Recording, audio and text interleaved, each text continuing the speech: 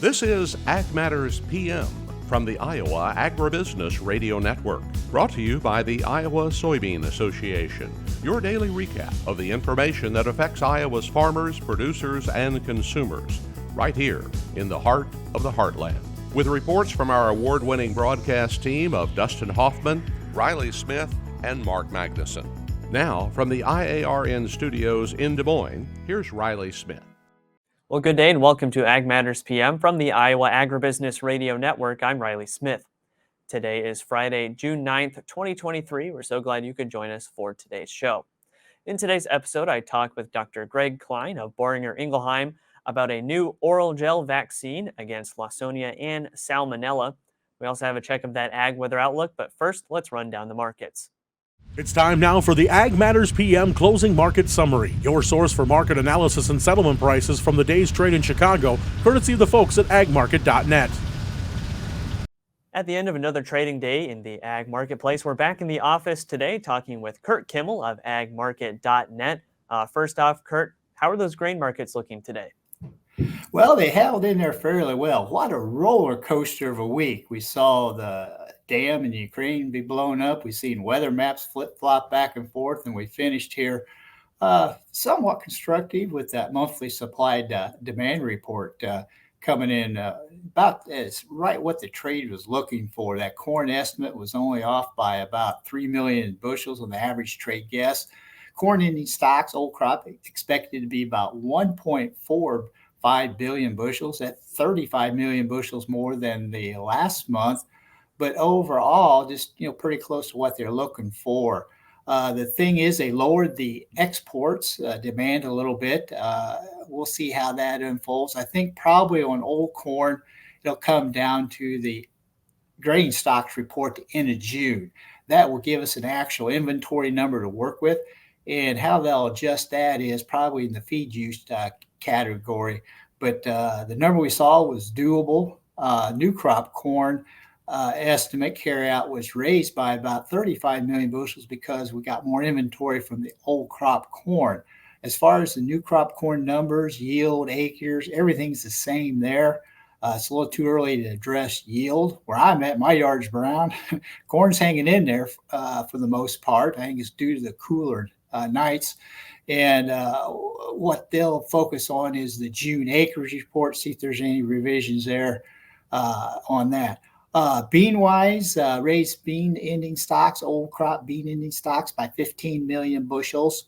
We'll see what happens there. The crush remains good. Bean demand's a little good. So those bean ending stocks are subject to revisions as we move down the road. But the new crop bean ending stocks up 15 million, just a reflection of a higher old crop ending stocks number. And left the yield, acres, and everything's the same there on those numbers. The world numbers, pretty much in line. South America, they continue to lower the Argentine crop. What they lowered in Argentina, they did raise in Brazil for the most part, kind of offsetting each other. So kind of a victory in through here. We saw the market resume trade or where the market price was when the report came out and where it was right after the report is about the same, but the market was able to finish higher than where it was earlier this morning. The main focus, that's old news now, the main focus will be the weather maps. The American model continues to show a little bit more moisture. The European continues to be somewhat on the dry side. Most weather guys are going in the middle there and try to figure it out. Seems like most of the moisture is going to stay in that Ohio River Valley. We'll come in here Sunday night and see what moisture actually hits the ground. It'll be kind of a choppy trade next week. Technically, for the week, corn, July corn down 4 3/4, December corn down 10 3/4. July beans up 34 cents. November beans up 20 cents a bushel. July Chicago wheat up 11. KC wheat up about 3 cents. Technically, you need to pull up a price chart that measures the high and the low for the day on the daily one. That corn pulled back here in the last few days, about halfway back down to the recent low. That'd be a key thing to watch this coming week. Beans, some of those technical guys are looking at a head and shoulders bottom. If we just stay above this 1203, we popped above it Friday. We'll see if we can giddy up and go above that here come first part of next week. So the grain market's kind of encouraged in here. Maybe we can see a little bit more of a supply concern due to weather, but weather's the main focus. Right, and it's kind of, we just had the June WASDE, but we're already looking a little ahead to the July WASDE report because we could see some cuts to U.S. production there just from yield concerns, weather concerns, like you mentioned. Of course, we have that risk for rapid onset drought in the eastern Corn Belt, those I states, because like you mentioned with your yard, it's pretty dry right now. Yeah, it's amazing. Today's genetics, I guess, it's got a little of that cactus gene in there. I'm from the 70s and 80s. Boy, if we were back then, we'd be rocking and rolling to the upside, putting weather premium in it. But it's hanging in there. I think it's due to the cool nights. Spent a lot of time chasing the moisture lower. We're kind of kidding around, man. If you pull a corn plant up with the roots, you might have somebody from China on there, bottom of it. All right, and then looking at the livestock markets today, what have we seen in that action? On the supply-demand balance sheet, it kind of showed that these cash fats might slow down as we go into the third and fourth quarter. We're 179 projection. We can pull back to 174, 173 here as we go into year end. Pork-wise, it's anywhere from 60 to 55. Technically, the fat market gained about $1.80 in the Junes. We did see a daily sweeping big reversal price action to the downside. So the technicians are going to watch this week's high. Even though we finished up about $18 here off last month's low, the technical guys say we might be a little toppy. Fundamental wise, boy, we're still tight on numbers. So fundamentally, the beef market in general still looks strong, but technically we need to watch it pretty close. Hogs finished up about $1.15 in the Junes on the daily chart from last week. They're about $11 off their lows here last month, so they're trying to hang in there. But we're still dealing with quite a bit of pork in here. Pork cutout still trying to hang in there. The primal cut still, as I've said before, loins, bellies, hams, all in that 80-cent level at the wholesale level, so pork's pretty cheap. Oh, one other thing they did mention on the supply-demand balance sheet, per capita consumption could probably slip a few pounds here on the beef here as we go through the year. And also on the pork side, they look for per capita consumption, maybe uptick here for a little bit. So we got a lot of exciting things to watch here as we go through the next couple of weeks. Lots of great information today, Curt. For those of our listeners who would like to get in touch and learn more from the folks at agmarket.net, how can they do that?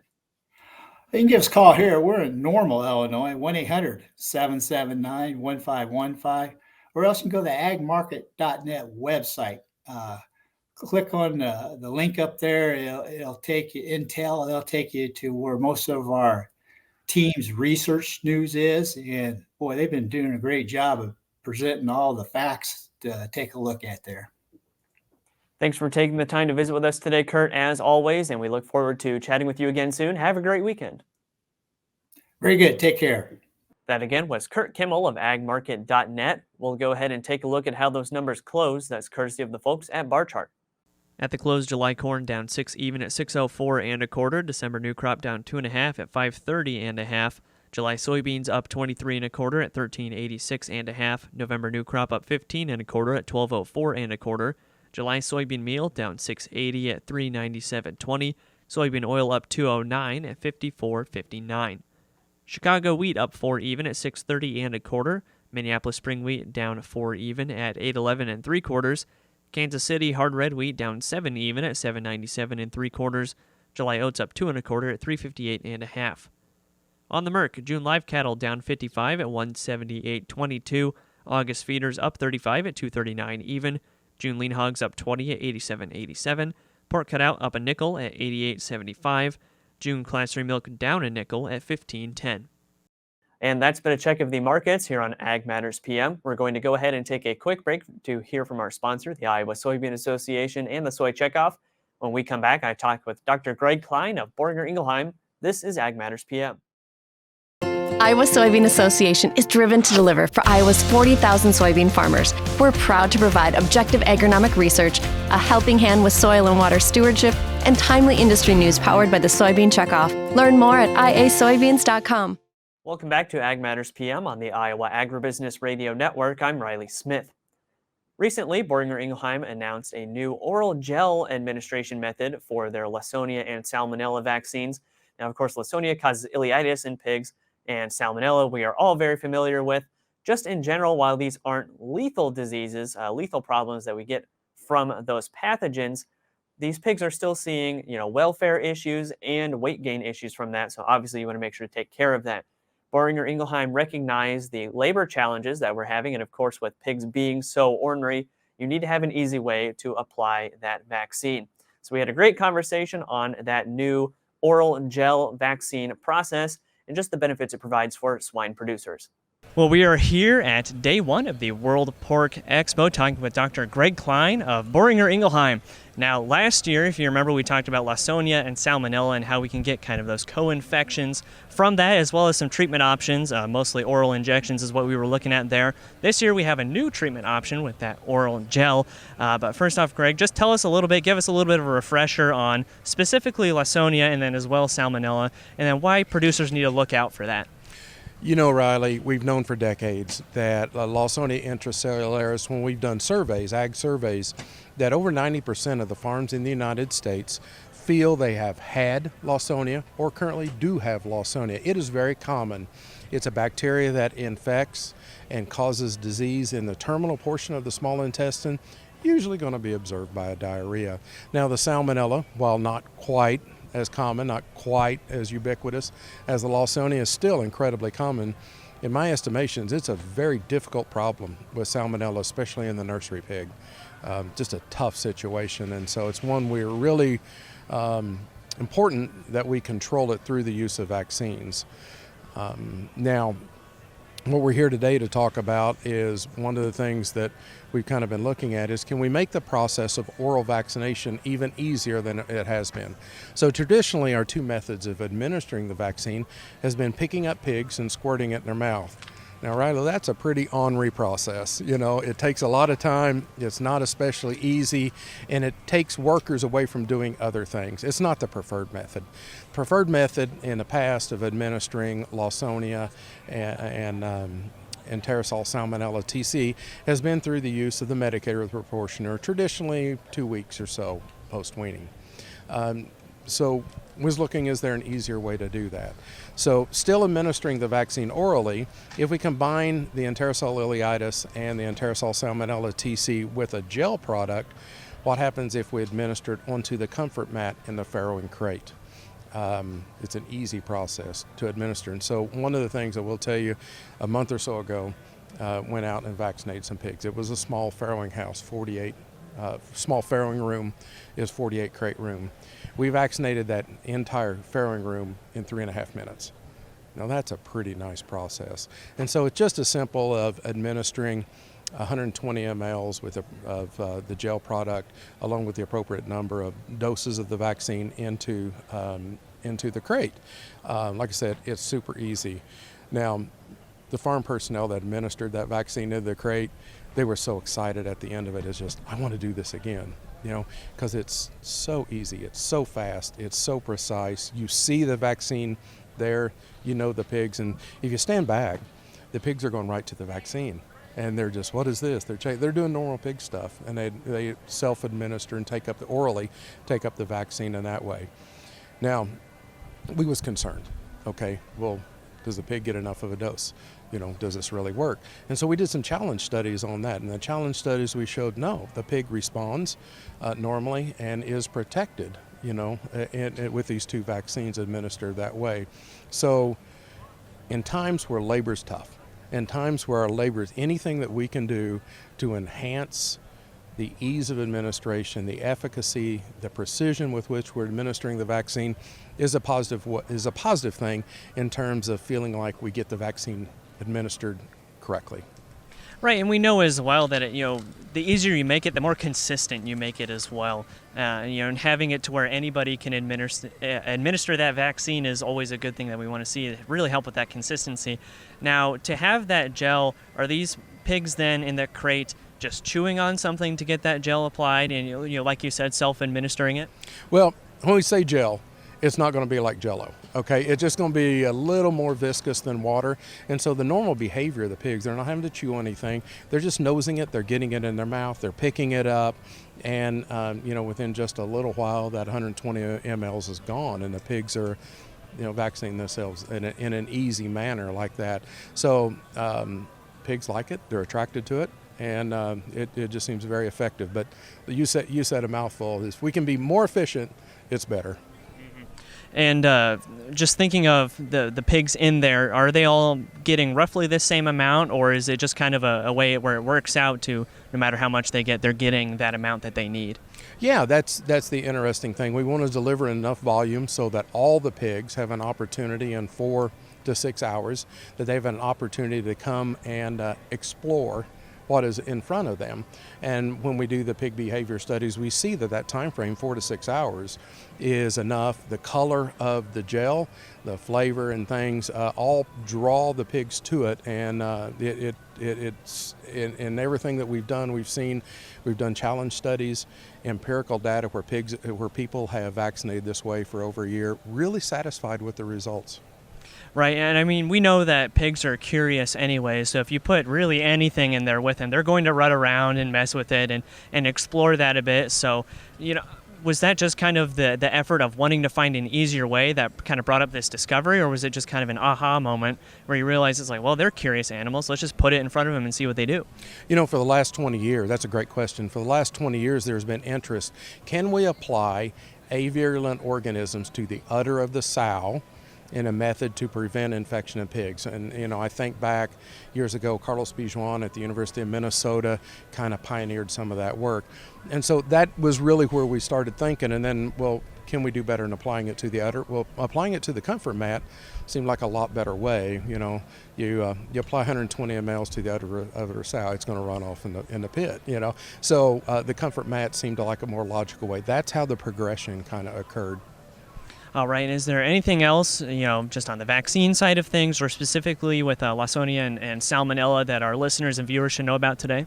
Well, these two organisms, they can kill pigs, but their bigger role is they rob. They rob you of efficiency of growth. They rob you of efficiency of feed conversion. They're important growth inhibitors when they're present. A lot of times they can be present. They can be taking growth from you, but it's in a manner you don't observe the diarrhea. And so work with your veterinarian to understand these patterns in your farm, because efficiency of production is what we need to strive for in the industry. And now, is this gel currently available on production, or are we still in the testing phases getting ready to put that out for producers? The gel, as well as both of the vaccines, are currently available. Perfect. And then for those of our producers who are interested, like to learn more, maybe even start using that on their operation, how can they do that, and who should they talk to? First stop, I'd really encourage people to talk with your herd veterinarian. They will be well versed on the application and the methodology here. They're your resource, and there's the way to go. BoehringerIngelheim.com, as well as your local Boehringer Ingelheim sales representative. All right, Greg, lots of great information today. Thanks for taking the time to visit with us, and enjoy the rest of the World Pork Expo. Thank you, Riley. Appreciate it. That again was Dr. Greg Cline of Boehringer Ingelheim. As for right now, let's go ahead and take a look at that ag weather outlook. Well, that wonderful rain is back in the forecast. Now, the past couple days we've been at World Pork Expo, had a little bit of a spat of rain over those couple days, but honestly couldn't have asked for better weather. Now we can see rain moving in from the west, should go across the state and hit most areas. No guarantees there though, of course, because as we've seen recently, those isolated showers can just kind of pick and choose where they want to dump that rain off to. So let's see what the National Weather Service has in store for the next 24 hours. As you can see from the National Weather Service, you'll have to be on the lookout for some rain this weekend. Today we have mostly sunny skies with chances for storms in the west, highs ranging from the upper 70s to low 80s. Tonight, partly to mostly cloudy skies, and storms will come through the state from the west, lows ranging from the upper 50s to low 60s. And tomorrow, chances for showers and thunderstorms across the state, highs ranging from the mid-70s to low 80s. Taking a look at the affiliate weather map for tomorrow, Cherokee will see thunderstorms and a high around 75. Shenandoah, some early rain showers and then thunderstorms with a high of 82. Des Moines thunderstorms and 78, Waterloo storms and 77. Albany a chance for thunderstorms as well, high of 81. Clinton will start off partly sunny and then see those showers and storms with a high of 82. For more detailed forecasts in your part of the state, make sure to check in with your local Iowa Agribusiness Radio Network affiliate. That's been a check of the Ag Weather Outlook, and that also brings us to the end of this episode of Ag Matters PM. You can find all of our content on our website at iowaagnet.com. You can also follow us on social media at Facebook, Twitter, TikTok, and LinkedIn. You can find all of our video content as well as previous episodes of AMPM on our YouTube channel. So make sure you subscribe and hit the notification bell to see when those videos go live. Don't forget as well our free Twice Daily Market podcast on Apple, Amazon, Google, Spotify, and Podbean. From the IARN studios in Des Moines, I am Riley Smith. On behalf of Mark Magnuson and Dustin Huffman, we thank you for watching. This has been Ag Matters PM.